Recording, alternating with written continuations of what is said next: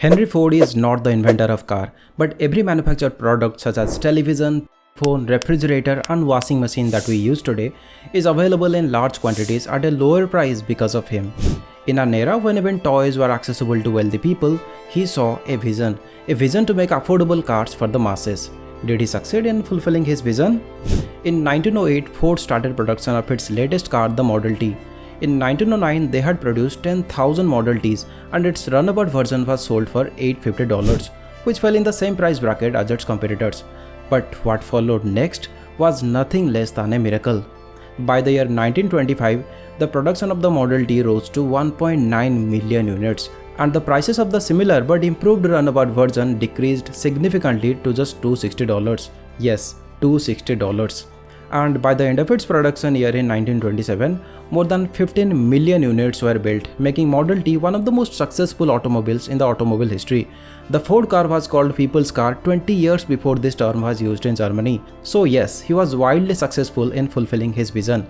And in the process of making his dream a reality, he revolutionized the manufacturing process so greatly that it has completely changed the way so many businesses produce their products. And you know what's the craziest part? All of this was accomplished despite paying the employees twice as much as the industry average and cutting down on their 9-hour workday to just 8 hours.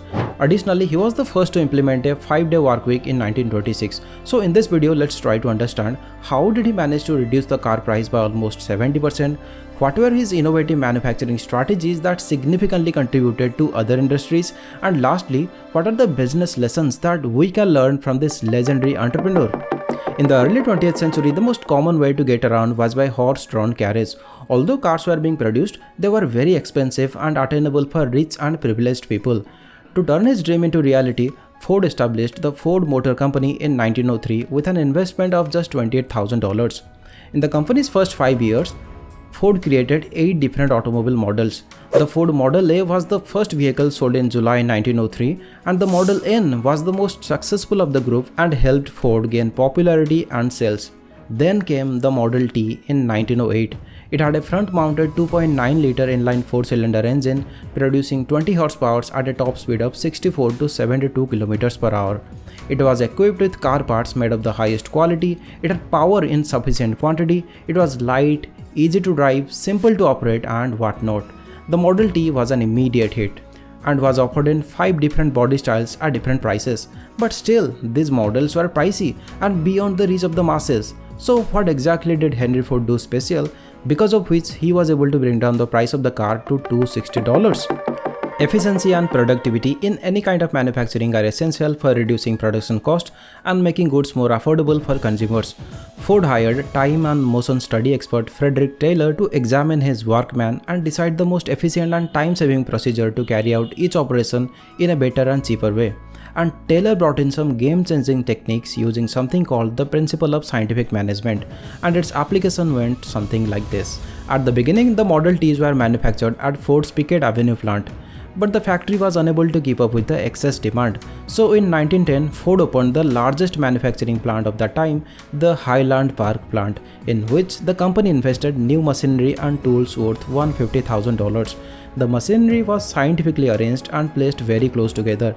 For each machine and worker, the exact amount of space was measured. If a worker and his machinery occupied more room than was required, it was considered as an economic loss. If the working area was too tight, it was also a loss. For example, previously the cylinder casting traveled 1220 meters in order to be finished.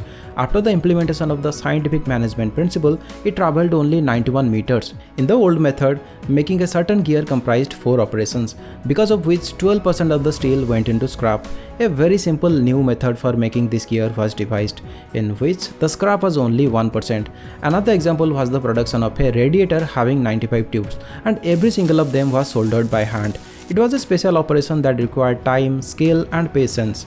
So a special machine was designed that made 1200 radiator frames in 8 hours, and the soldering of tubes was carried out automatically through a furnace by a conveyor. Ford wanted to produce cars with the least amount of waste, both in terms of materials and labor, and Taylor increased worker productivity and created the best tools possible to increase production. In the first 4 years, with the application of the scientific management strategy, the production of cars significantly increased from 10,000 in 1909 to 170,000 in 1913, and during the same time period, the productive hours per car got reduced from 420 hours to just 150 hours. Then came the most revolutionary move, which transformed not only the automobile industry but also the way manufacturers from other industries produce goods. In the first 5 years, the assembly of the Model T simply started at a stand on the floor, where the main body of the car was stationed in one place and workmen brought all the parts and tools and they needed and assembled the car. If you see, the major drawback of this type of assembly was that the workman spent more of his time working about for materials and tools than he did in assembling, which often led to congestion. It also created unnecessary stops because more efficient workers were faster than the slower ones. But the accelerated expansion of production made it necessary to invest in a system of production that would avoid these problems and assemble the car in the most efficient way possible. In the meantime, Henry Ford visited a meat packaging plant in Chicago. Over there, he noticed a piece of meat hanging from the ceiling and going around the plant to various workstations where different parts of the meat were prepared. And this process was so efficient that while a skilled slaughterer on an American farm with his assistant would take 8 to 10 hours to do the job, in that Chicago factory it was done within 35 minutes. So he thought, like these guys taking apart the meat, he could reverse the process in his factory and put together a car.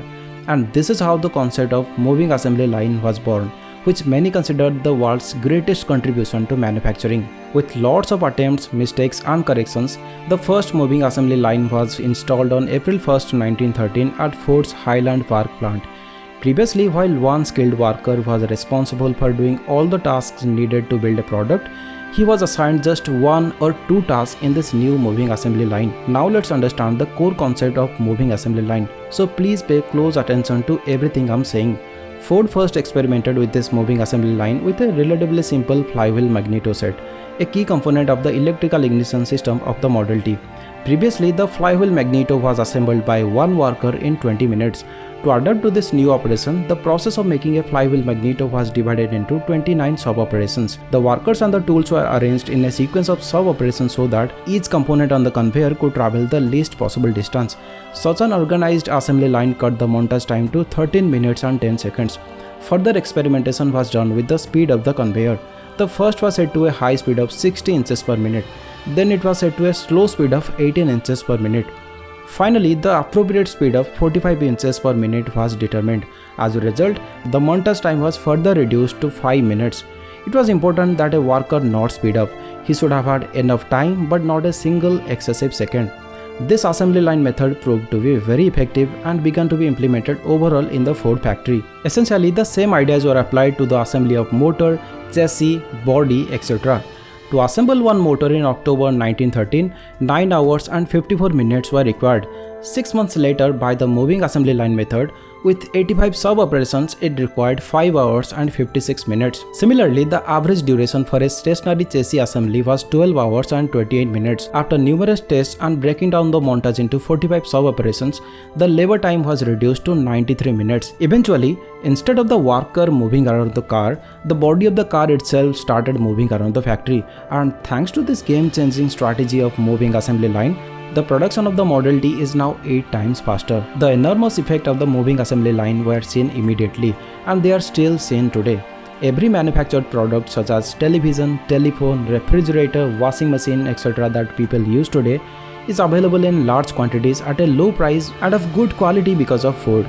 So as you can see, it is almost like a very powerful cycle in which excellent worker efficiency led to low cost, which led to high demands, which led to more orders, which led to mass production, which further led to low cost, which again led to higher efficiency. Because of the more efficient production, Ford was able to cut hundreds of dollars of the price of the car. But there was a problem Ford had not anticipated. While the work of assembling an automobile was now simplified, workers began to leave Ford Motor Company to work for their competitors. The reason was that workers found the assembly line work boring and quickly burned out their workforce, as they are now doing the same task hour after hour, day after day, instead of working to build an entire vehicle. The turnover rate became such a problem that the company had to hire close to 1,000 workers for every 100 jobs it hoped to fill. To solve the problem and in order to persuade workers to stay with the Ford Motor Company, Ford decided to pay his employees $5 per day, nearly twice the ongoing rate. It was widely believed that this move would quickly bankrupt the company. However, the opposite occurred. Thousands of workers applied to work at the Ford Motor Company. Henry Ford not only increased his employees' pay, but he also reduced the number of hours they are supposed to work from 9 hours to 8 hours. His wages and workday hours were unlike anything else that the other manufacturers were offering. And this was a genius move because this decrease in shift length allowed Ford to create a third shift and hire more workers. This resulted in Ford Motor Company becoming a 24-hour operation. So far we have discussed two strategies, scientific management and the moving assembly line. But according to Henry Ford, this third strategy was the single most important factor in his success, and that is vertical integration. Now, what is vertical integration? Well, vertical integration is a business strategy where a company controls different stages along the supply chain to have better control over the production process. During the initial year of the production of the Ford Model T, almost all the parts were purchased from external suppliers and were very expensive. On average, 2/3 of all the component prices failed to contribute to earnings or profitability as expected. On top of that, the production processes of external suppliers were very inefficient, which sometimes led to additional cost and more complications. Between 1909 and 1916, the prices of raw materials and manufactured components brought elsewhere dropped half, from $590 to $262 per car. Furthermore, the remaining suppliers were forced to lower the prices or risk of losing their contracts with Ford. By 1920, Ford had purchased iron ore mines in Michigan and Minnesota, coal mines in Kentucky, acres of timberland and a rubber plantation in Brazil, a fleet of ships, the Detroit, Toledo and Ironton Railroad and more.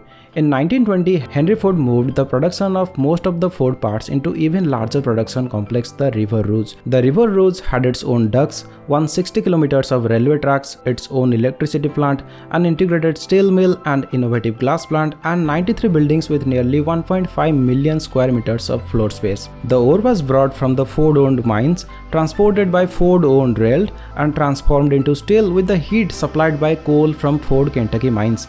These achievements in vertical integration assured Ford's company that they would have raw materials and parts when they were needed, guaranteeing continuous production and higher profit. Ford claimed that when at 8 o'clock just enough ore for the day would arrive to the River Rouge facility, after exactly 28 hours, this ore would emerge as a finished automobile. So this is how Ford was able to fulfill his vision of making affordable cars for the masses. Now let's talk about the business lessons that we can learn from this legendary entrepreneur. Number 1. Efficiency is crucial for success in manufacturing, and Henry Ford was a strong advocate for efficiency. Through the process of scientific management and innovative moving assembly line, he was able to reduce waste, minimize the use of materials, and increase the productivity of workers. This allowed him to produce cars faster and at a lower cost than his competitors. Number 2. Ford famously said, "If I had asked people what they wanted, they would have said faster horses." Ford understood the importance of catering to the needs and desires of customers. While every other manufacturer was producing cars for the wealthy people, Ford focused on providing affordable automobiles for the masses. The lesson is here to prioritize understanding and addressing customer needs even if they aren't explicitly expressed. Number 3. Henry Ford once said, "I believe in making 25,000 men prosperous and contented rather than following the plan of making a few slave drivers in our establishment multimillionaires." Ford recognized the importance of employee satisfaction, so he doubled their wages and reduced their working time. And this genius move benefited Ford Motors in many ways. First, it increased the workers' commitment to their job. Second, higher wages attracted more workers to join the company. Third, Ford Motors was able to create a third shift, making it a 24-hour operation company, which resulted in making cars more affordable and allowed Ford's employees to afford Ford automobiles, which ultimately fulfilled Ford's vision to make affordable cars for the masses. So by investing in employees and creating a positive workplace culture, Ford was able to maintain a motivated and productive workforce, which contributed to the success of his company. That's it for today, guys. I hope you found this video insightful. If you would like to see such case studies on manufacturing, please subscribe to our channel, and I will see you in the next video. Goodbye.